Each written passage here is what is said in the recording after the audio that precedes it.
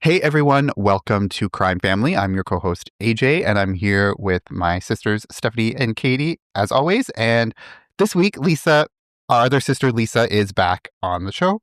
If you listened to our episode last week, you will be familiar with her. So this week on the show, we are going to be talking about a missing child case that happened in 2020, and it was in Halifax, or it was in Nova Scotia. So last week we did a case about two missing kids in Nova Scotia that is developing and is a breaking news story kind of as we go. But when we heard about that case, or at least when I heard about that case, it did kind of instantly remind me of this one that we're doing today, which is Dylan Ehler. And the circumstances were kind of very similar, and a lot of just the details were just made remind of it. So I wanted to kind of do it on the show because it is still an unsolved case, and it happened. We just passed sort of the 5-year anniversary of that case. So if you listened to our episode last week, you may hear some details in this case that are going to remind you of the current one that's happening.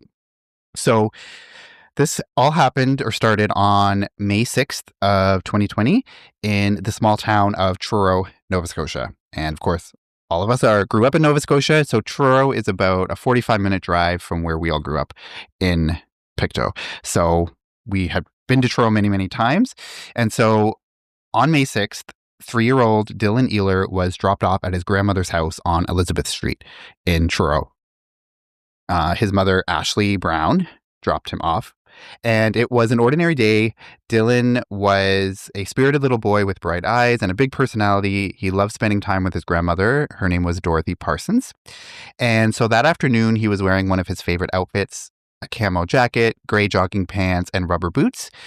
And the backyard at the house where his grandmother lived was small, fenced, and was just actually steps away from a steep embankment that led to Leper Brook, which was a narrow stream that fed into the larger Salmon River nearby. And in the spring, which is when this happened, especially after the snow melts, that brook can run very, very fast. And just a couple of days before this happened, the area had gotten a couple of days of very heavy rain. So the water level was up quite high because of that, and it was just rushing very, very fast. So according to the boy's grandmother, Dorothy, she and Dylan were in the backyard with her dog at around 1:15 p.m. And she says that she turned around to tie the dog's leash to the railing, and a task that police later timed during a recreation and determined that it would take no more than 18 seconds to do what she would do. So Dorothy says when she did this, she looked up or turned around. Dylan was gone. He wasn't behind her. He wasn't inside the house. Nowhere. He was just gone. She called out for him. She, did a quick, scan of the area to see if she could see him, but there was no sign of him at all. So panic set in, and the steep drop to the brook was just steps from the yard. And so there was an episode of the investigative series W5 about this case, and W5 notes that in those 18 seconds, Dylan would have had to run at least 81 meters between this opening, this small little opening in the fence, across a neighbor's yard and through some brush to reach the brook. So Dorothy said that there were really only two directions that Dylan could have gone in. So either he does go across the yard to the busy street, or he goes between the fences down to the embankment towards the water. So those are really the only two options. And so obviously neither one is great. Either he's running off into a busy street, because Elizabeth Street, I think, has a lot of traffic on it. And then obviously the other one down the steep embankment isn't ideal either. So at 1:24 p.m. is when he's officially reported missing after Dorothy calls 911. And Truro police arrive within minutes, and they begin combing the area. Officers checked the brook's edge, and they alert neighbors. Ground search and rescue crews were brought in at around 3:45 p.m. And 3:45 p.m. is just over 2 hours after Dylan was reported missing. And then drones were launched. By mid-afternoon, the search had become full scale. And then so later that same day, searchers actually found Dylan's rubber boots in the brook. They were stuck in some brush just downstream from the property. And so not long after, they find the second boot further along the water's path, but that was it. They never found his jacket. They never found any other pieces of clothing, and there was no trace of Dylan himself. So divers entered the brook and followed it into the Salmon River. The water was cold, fast, and murky. Police used sonar, heat imaging helicopters, canine units, underwater search teams, and even melting operations the following spring to try and uncover new clues. But despite all these efforts, no additional evidence was ever found beyond these 2 boots. Almost immediately, Truro police announced their belief that Dylan had wandered down the embankment, slipped into the brook, and been swept away, and it was just all a tragic accident. And then months later, I think it might have been like close to a year after he disappeared, they actually did like a test, and they used a mannequin that matched Dylan's approximate size. And they wanted to see if someone of his size could be swept away by the current in that brook. And so by the time they do this test, though, the water level is significantly lower than it had been on the day that he went missing. And they found that the mannequin didn't float freely and became caught in debris along the way. But it does eventually make its way to the Bay of Fundy. And just for those of you who don't know the area, the Bay of Fundy is a body of water in the maritime provinces of Canada that is known to have the highest tides in the world. So Leper Brook, that is close to the house where he went missing, feeds into the Salmon River, and then the Salmon River eventually goes to the Bay of Fundy. So if a body were to be swept down, it would eventually get to the Bay of Fundy. And because it has the highest tides in the world, and the tides can come in and out so quickly, so that's why the Bay of Fundy is it's a kind of a dangerous body of water because it's so rapid and so quick. And yeah. So like I said, they did this test with the mannequin, and they found that it just did get caught in the debris, and it wasn't like an easy trek really, but eventually they said it could have made its way to the Bay of Fundy, or it did, but it just wouldn't be super quick. But note, the water was much lower on this day than it was on the day he went missing. So if he did fall into the river or to the brook, it would have been very easy on that day for him to just get swept away. So on the episode of W5, they interview a man named Tom Fitzpatrick. I'm sorry, I lost my place. 1 second. Oh, so annoying. They interview a guy named Tom Fitzpatrick, and he's the president of the Colchester Ground Search and Rescue Team. And he believes that the severely high tides and the loud rushing water could have been something that attracted Dylan to it. So they said as part of their investigation, they always do like an analysis of the area and a scene to see if there would be anything that would attract a child to it. So he's like, the sound of rushing water is something that would, attract a child to it. So he says that it would be very easy for Dylan to just run towards it. And because it was so high and so quick, that it would have been very easy for him to just fall in. So he says that when his team first started searching the area hours after the disappearance, some of his team members were actually being swept off their feet from the rushing water that was nearly chest high on them. So he says if Dylan ran towards the water and got too close and fell in, he would be gone in an instant. He also believes that the reason Dylan's boots were found along the river, but nothing else was found, because that was a question that came up, especially from Dylan's parents, was like, how can you find his 2 boots, but then never find anything else, never find his body, his jacket, or anything like that? And Tom Fitzpatrick says that the reason is because the boots or his body would have been heavier and pushed him downstream with more force, whereas it would be very easy for the lightweight boots to just get caught up in the debris and stay in place somewhere downstream. So that was his reasoning and his explanation. But not everyone believed the official police explanation, especially Dylan's parents. So Dylan's father, Jason Ehler, publicly questioned the drowning theory. And he says that if Dylan had drowned, he believes very strongly that there would have been a body.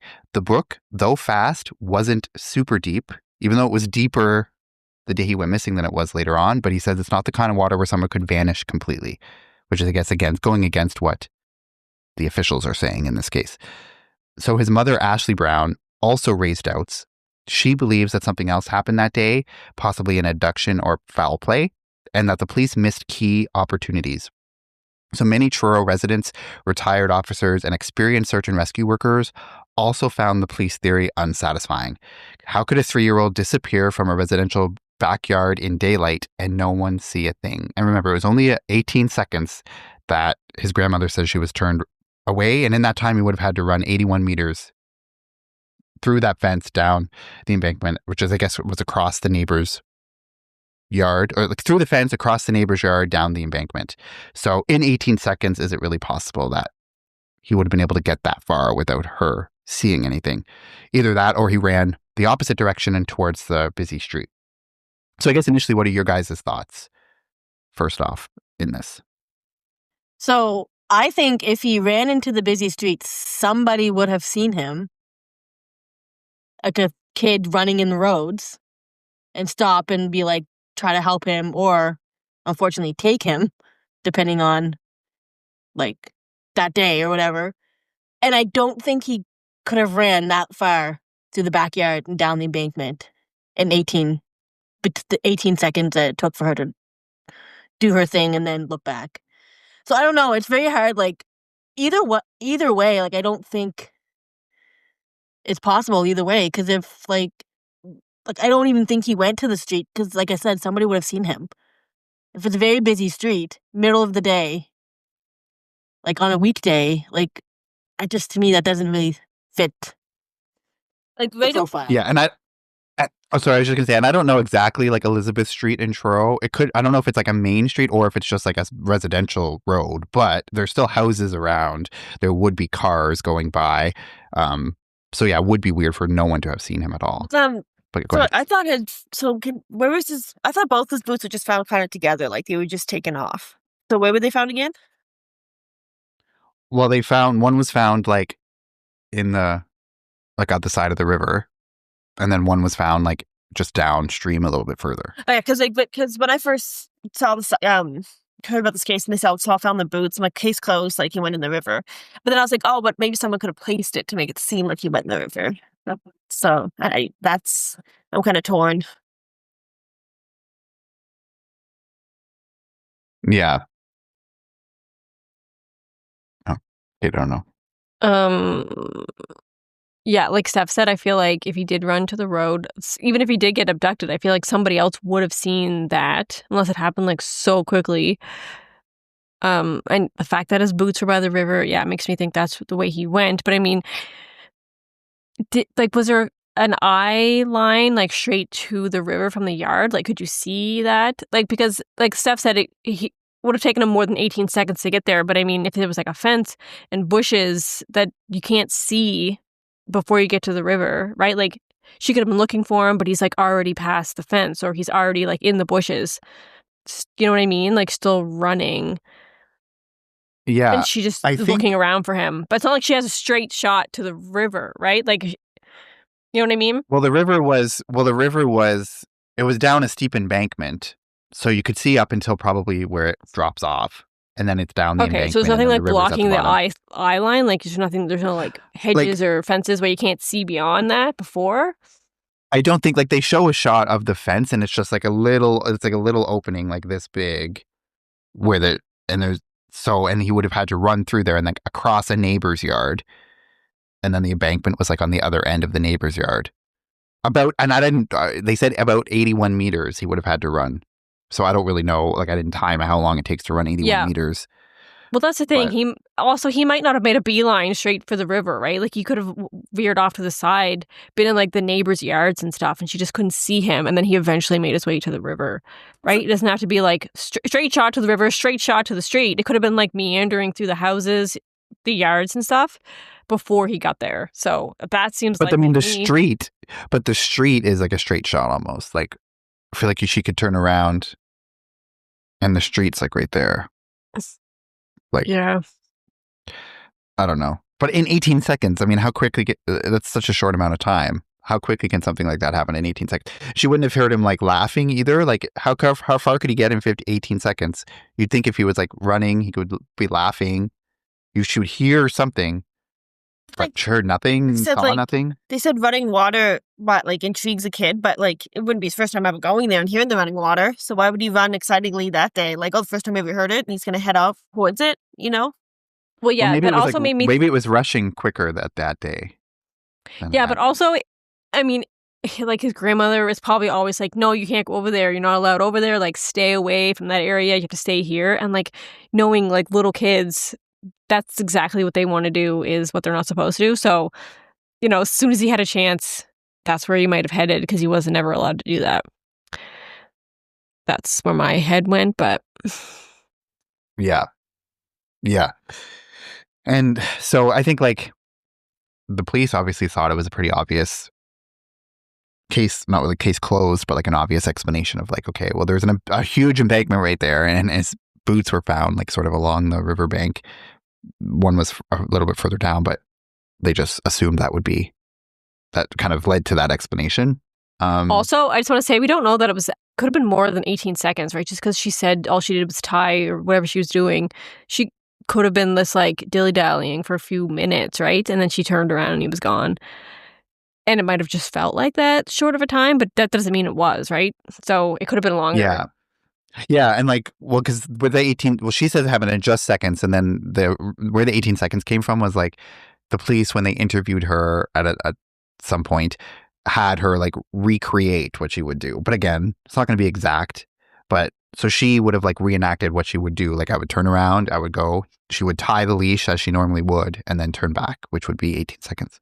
That's what they timed it. But again, if she was, but she would have, but I guess, I don't know. I was like, but wouldn't she have said like, oh, but I didn't just tie it and turn right back around. I like did something else. Like, but she didn't say that she did. She said she just turned around for a few seconds to tie the leash. So I don't know. Yeah. I have a map of Elizabeth Street and the surrounding places. I just want to share that so you guys can kind of see. Let's see. So where the 70, can you see the 71? Yeah. That's where Elizabeth Street is. If you zoom in, Elizabeth Street's like right there. So okay. If I zoom out. And there's out, Leper Brook. Oh, wait, no, zoom in again. Oh, sorry. There's Leper Brook. Yeah. No, go back. Zoom back out. Yeah, right there. To the left, up Leper Brook. Yeah. Which is the and brook then there's that would Queen have been Street, right. which is a pretty popular street. So if I like zoom out, there's a lot of like Main Street's like right there, like right next to it. So there's a lot of areas, like a lot of urban area where he would have walked out the front of his house to. Well, so the same thing. Restaurants. He ran across that busy street with no boots on. I mean, that's what I'm saying. Like it doesn't. Yeah, like I don't like. Somebody would have had to seen him if he ran out the front door onto that busy street. Somebody would have had to see him because there's no way. Because Main Street's right here, and like this is where he lived, or his grandmother lived.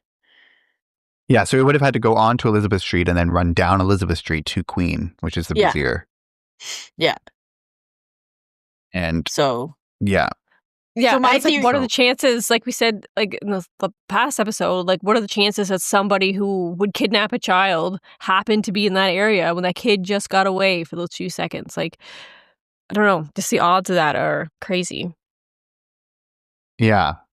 Yeah. So it's just it's crazy to think that would be really bad timing for all of that to happen. And so this case was actually pretty big at the time that it happened.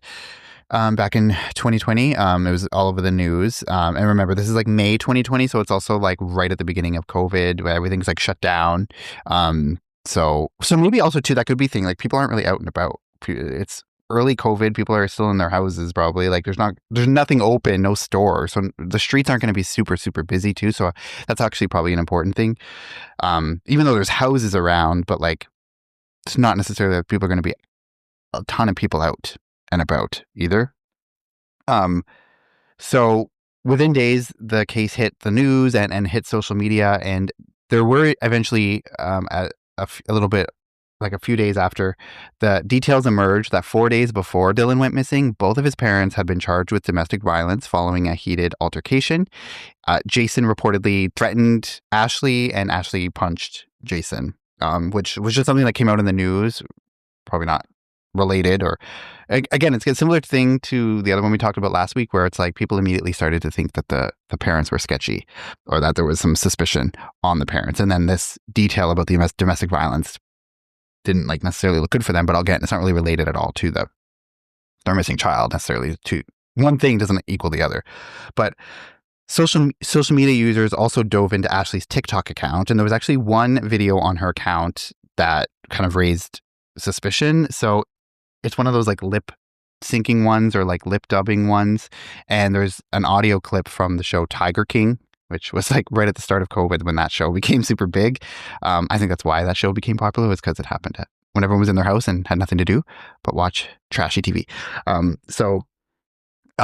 Anyway, it was like an audio clip from Tiger King. And the quote was, "You ever just look at somebody and think to yourself, this motherfucker is going to be the reason I go to jail," end quote. And her son Dylan was in her lap at the time of the video. So people were like, that was kind of weird. Like, I don't know. Again, one of those things that people kind of just pick up on, and it kind of grew into this big thing.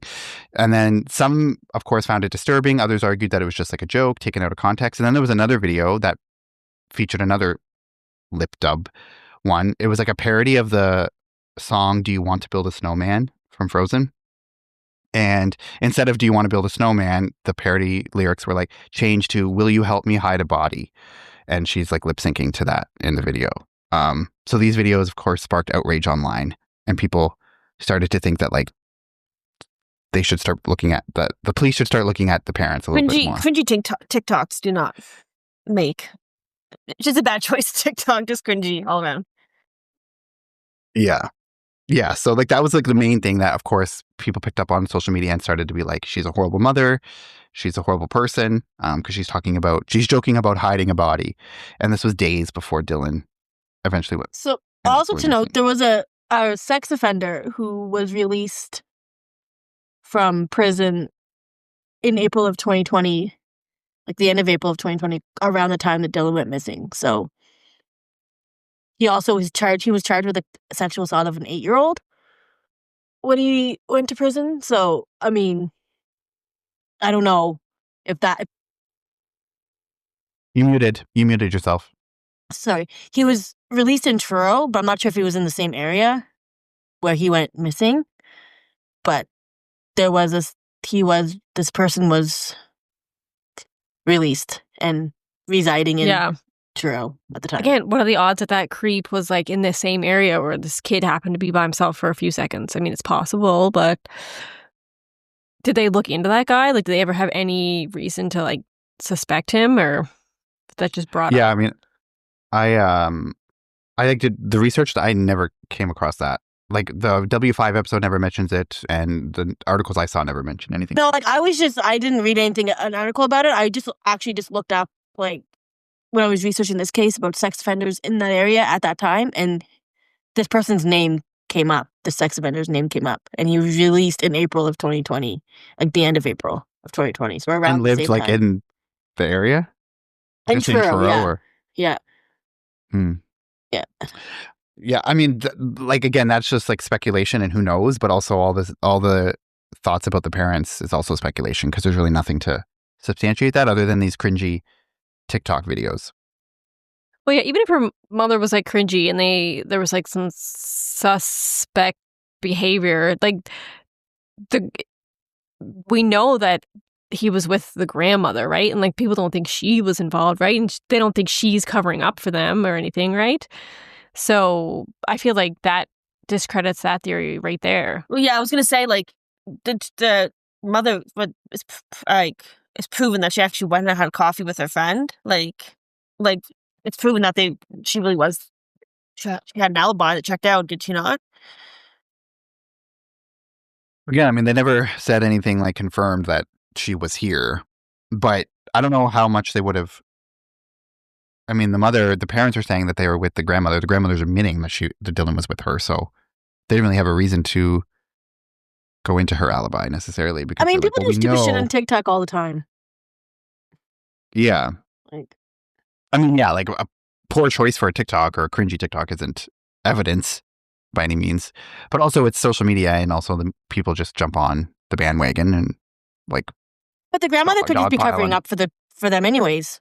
Like, she could have just said, yes, he was with me, when in reality he wasn't. Maybe the grandmother Well, didn't. Maybe the grandmother like had looked away a lot longer, and something did happen. There was an accident, and then she made it seem like he got swept away because she thought she was going to get in trouble. Like she wasn't watching him, and he hurt himself very badly. You know what I mean? Maybe that's what happened. yeah, like this is I get a little bit more into that later. So yeah, good. Yeah, like I'm going to talk a little bit more about that, but that is definitely something that I thought too when I was thinking about it, because she was the one who was with him. All we have is her account of what happened and what she says happened. So who really knows? But right after the TikTok videos surfaced, Ashley became the target of intense harassment online. Accusations were flying from all the way from neglect to conspiracy to murder. And the harassment was so severe that Ashley and Jason both filed a formal complaint with the Nova Scotia Human Rights Commission, arguing that the online abuse exceeded the limits of free speech and constituted targeted bullying. They claimed it affected not just them, but also the investigation itself, because it divided the public and shifted the focus away from the actual investigation. So they also, in the W5 episode, they also talk about there were anonymous messages that began arriving. So there were individuals who would like reach out to Dylan's parents saying they claimed that they had Dylan and that they were demanding ransom, but the messages led nowhere. Police believe that they were just cruel hoaxes, and the real senders had never actually been identified. So they don't know who sent them. But there was like multiple people who would message them and say, I have your son. Please send me this money. Those people are gross. Yeah. Losers. Total losers. So basically the parents were just being harassed from all angles, from like these random anonymous messages all the way to just losers online who were just dogpiling on them. And so in spring of 2021, so just a year after he went missing, after the ice thawed, the search crews returned to the area hoping to find new evidence. But again, they found nothing, no body, no clothing, no sign of Dylan. It was as if he just vanished into thin air. So the only thing they ever did find were the 2 boots. By 2022, the investigation was no longer active. There were no suspects. There were no new leads. Truro Police stood by their conclusion that Dylan had drowned, and that was really it. But the questions kept coming, and the public scrutiny never really stopped. So people were, asking why were both boots found, but never his body?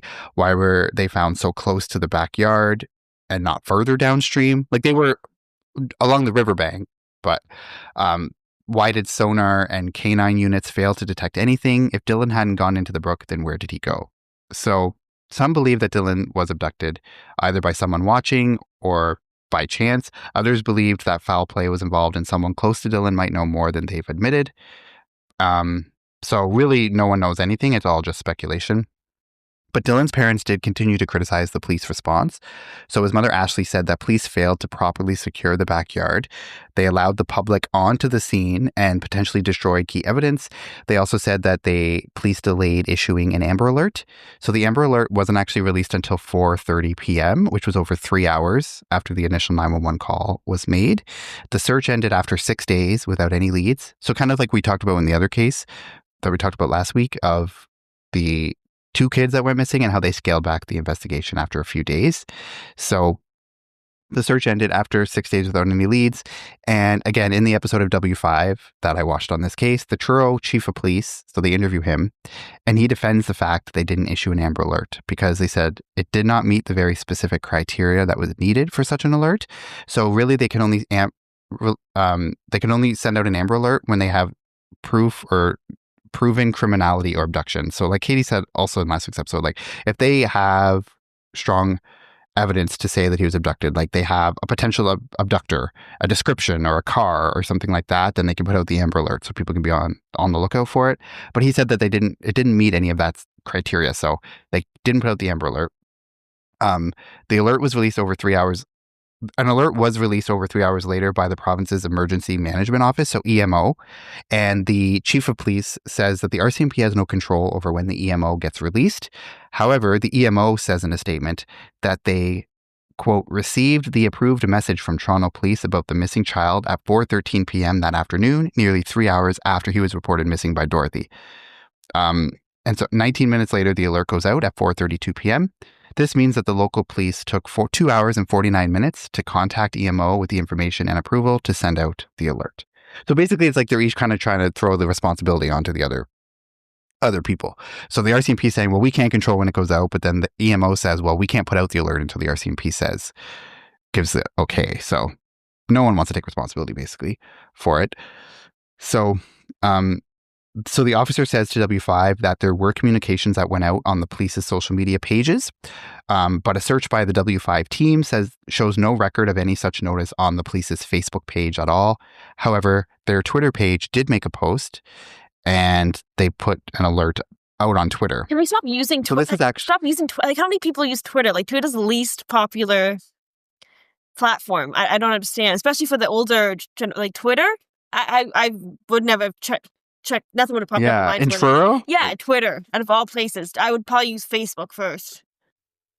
Yeah, and so this is actually similar to the lack of communication that happened in another Nova Scotia tragedy just weeks before this. So we did an episode on the Nova Scotia mass shooting that happened on April 18th and 19th of 2020. So Dylan disappeared just 2 weeks after that, and in the mass shooting case, there was a huge controversy and outrage because the police were using Twitter as their primary source of information. So they were updating on Twitter in real time, like the shooter was seen here, or the shooter is believed to be here. Again, who uses Twitter in rural Pictou County or Nova Scotia? I don't know. How many people use Twitter? It's just wild. So again, 2 weeks later, when this happens, they use Twitter as if they didn't learn anything from the first thing. So just annoying all around. So yeah, like it's weird that Twitter would be the police force's number one method of communication. It's like they knew they had to put something out, but they didn't really want it out. So at least they put it out so there's a record of it out, but they knew it wasn't going to reach a lot of people, you know? Yeah. And the chief of police says, well, we put a notification out on all the social media platforms, and then W5, the narrator, comes in and says, we did a search of all of their social media, and there was nothing on their Facebook page at all that afternoon. It was only on Twitter. So it's just crazy. So either the chief of police is lying in that interview or he was mistaken. I don't know. Just weird. Sketchy. So again, this move was very highly controversial at the time because of the Nova Scotia mass shooting. But then in this case too, it was like, why is Twitter being looked at as the number one place to go for updates? It's just very, very weird. So in the W5 episode again, so Dylan's parents do talk about, they had expressed suspicion about Ashley's mother, which would be Dylan's grandmother, Dorothy, that she might be withholding details. So Lisa, this is kind of going to what you had said.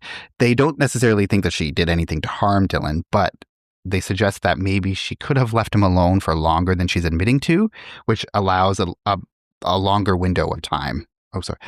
Which allows a longer window of time for something to happen. So maybe it wasn't just 18 seconds where she turned her back. Like maybe she went in the house and left him, and because there was a fence, she thought it was good. And maybe it was a couple of minutes, which does give more time for him to run away down the embankment or something like that. So Jason, so Dylan's father, Jason, speculates that perhaps maybe the dog ran off and Dorothy went after the dog or something, ran down the street to go after the dog and left Dylan in the yard. Or she went in the house or something like that and left Dylan unsupervised. And this W5 episode is from 2021, so just a year after Dylan went missing. And his mother, Ashley, at the time says that she no longer speaks to her mother. She doesn't want her mother in her life. So she's like, I can't look at her. I can't speak to her. So they're not close really at all. She doesn't really consider her a mother. And so that was 4 years ago at this point. So I don't know if they've reconciled. I didn't see an update on that, but at least as of 2021, they were not close at all. And on the 1 year anniversary of Dylan's disappearance, there was a gathering of people from the area along Salmon River where Dylan's boots were found. Family and locals came to send like little paper boats down the stream in memory of Dylan. And Dorothy was not allowed to take part in this because she was seen as being responsible, or at least negligent, for having him disappear while she was supposed to be watching him. So she talks about in the W5 how hurtful that was, that she couldn't be even there at the 1 year anniversary thing. So to this day, Dylan Ehler remains missing. And also they do talk about, there was a private investigator that was investigating this at one point too. And he says that he talked to people along Elizabeth Street, like neighbors in the area. And they said that the RCMP never talked to any of them. So apparently, according to him, the RCMP never interviewed anyone in the area, anyone in the neighboring houses at all. So that's just, again, going to like the police misconduct or how they like fucked it up. Katie, I didn't know if Katie was going to say something. She looked like she was gearing up. So again, Dylan remains missing to this day. He would be nearly 8 years old because this was about 5 years ago. His parents continue to advocate for answers and push for legislative changes, which includes a law that would enable immediate public alerts when a child goes missing, even if foul play isn't suspected. So again, they think that there could have been more to have some type of Amber Alert or an alert. Yeah, I don't. Not just on Twitter. It's crazy why they wouldn't send a text to every all the phone missing child like it's just weird that no one got emergency text that you sometimes get. Yeah, it's just crazy that wouldn't be like the first go-to thing. It just seems like common sense to me. But and just on we just passed the 5-year anniversary of his disappearance. And so if you know anything about the disappearance of Dylan Ehler on May 6, 2020 in Truro, Nova Scotia, please contact the Truro Police Service at 902-895-5351. Anyone interested in volunteering with the search can email search@pleasebringmehome.com with their full name, phone number, and emergency contact information. And the police have released like an age progression photo of what they think he could look like now if he were still alive. If you're watching the video version, we'll put that up. And there's also, just like a description again of his clothes that he was wearing as well on the day he went missing. So we'll put that up too. And that's really where the case stands. It's kind of a cold case at this point. They don't have any leads really any one way or the other. But I guess what are your guys' theories or thoughts? I do think that there was an accident, like something happened with grandmother wasn't watching. And she is covering some stuff up. Do you really think she would go that far, though, to like place the boots along the river to cover it up? Like, wouldn't you just think she would admit to what she did? I mean, she's going to feel horrible either way. So I know. I'm like, after spending all that time searching and stuff. I mean, would you take it that far? But then maybe you're so far into it, you can't tell the truth. I don't know. Maybe one day she will. But that's what I think anyway. I mean, this is what I feel happened. So I think, and might be far-fetched, but I think he took off his boots, placed them there, and then went to go put his feet in the river, maybe? Would he have done that, though? But the boots were not found together. Oh, they weren't found together. You said they were found together. No. I said one was found along the river and one was further downstream. Never mind. I still think he took off his boots, though, and like went into the river. I don't know. I just feel like Why would he take his boots off, though? I don't know. That's weird. But I don't think the grandmother had anything to do with it. I think she wasn't looking for more than 18 seconds. I think she might have went in the house or might have like did something other than tying up the dog. But I don't think she had anything to do with his disappearance. I don't know. Yeah, that's kind of where I'm leaning to. Like, I feel like she got distracted or something, and it was longer than she said it was. And in that time, he wandered off into the stream and floated away. That's kind of my conclusion. Yeah. So I think, I mean, it seems kind of, when you think about it with the boots near the river, like it seems like an obvious thing, but a lot of people still, like the locals and people just are kind of suspicious of the parents still, even after all this time, and the grandmother, thinking that she's like lying about the exact amount of time or exactly what happened. It's just such an obvious setup. Of course you put the boots by the river. Like, of course that's what you would do. I mean, who wouldn't do that if, Yeah. Yeah. Yeah. I mean, like, I don't know. It just seems kind of like extreme that the parents, if this was like a accident and just she wandered off while she wasn't paying attention and the parents just like cut her out of their life completely. Like, was there other things before this that made them, it's just kind of like the final straw? I don't know. It just seems like very extreme for them to like not forgive her for making a mistake. Obviously that led to their child disappearing forever. But I mean, this happens in families and they don't just like cut each other off completely. Was there like a history of like bad blood between them? Well, yeah, and I think like they obviously trusted the grandmother enough to drop him off. Like yeah, that's what I mean. Yeah, like could have been bad enough where they're like okay, well, you can babysit the kid, but Yeah, she's probably watched I him. hate you. She's probably watched him a million times, and then Mhm. she just something got, maybe something with the dog, and she got distracted, and he didn't. He had 5 minutes where he could go somewhere, but yeah, I don't know. Yeah, I don't know. And they don't really say anything in W5 about like the history of the family or anything like that, other than the domestic abuse between the parents just a few days before the disappearance. But yeah, I just feel bad. I don't know. It just does seem kind of extreme for them to just completely cut her out of their life for making a mistake. Like, but they think, or the dad talks about how he thinks that because she maybe is lying about exactly what happened, that he can't like trust her or something anymore. I don't know. It's just, but it's not that they think that she did anything necessarily and is covering it up, but she's just lying about how long she was not with him to make herself look better or whatever. So I don't know, but 18 seconds doesn't seem like a long at all. If you're just turned around, if it legitimately was 18 seconds, just turning your back, It and the almost fact that she wouldn't hear anything at all, I don't know. almost make it better just to say you took longer, so it's more believable. Like 18 seconds, and that brings up a whole more conspiracy that is needed. This makes it more complicated if you say only 18 seconds. Like maybe she should have said it actually was 5 minutes. Sorry. Yeah, she could have just said, but maybe because, I don't know, I think there was something in W5 where they said like, because she feared she could be charged with neglect or something. She didn't want to say something that would make it more of a neglect thing of like, oh, I left him alone by himself for 5 minutes in the yard or something like that. I don't know what constitutes a neglect. Yeah, but I would say 5 minutes left in the yard I don't think constitutes as neglect, though. I think it has to be like hours. Maybe it was longer then. I don't know. But yeah. So I don't know. But they're kind of suggesting like maybe she doesn't want to have the possibility of any charges. So she just said it was 18 seconds. But again, there's no proof to really, she's the only one that was there. She's really the only one that knows if it was 18 seconds or if it was multiple minutes or whatever. But yeah, it's still an unsolved case. And it's basically like, because the police theory is that he drowned, like, I don't think it's a super active investigation where they're like still interviewing people or whatever, but there's just a lot of mystery. People still think the parents were involved. People think the grandmother was involved or something. So still a lot of mystery surrounding it. But this was the case that I first thought of when the two missing kids went missing just a couple weeks ago. In rural Nova Scotia again. It's like similar circumstances. So I don't know. It will be interesting to see how that one plays out. And unfortunately, after 5 years of this one, we still don't know anything.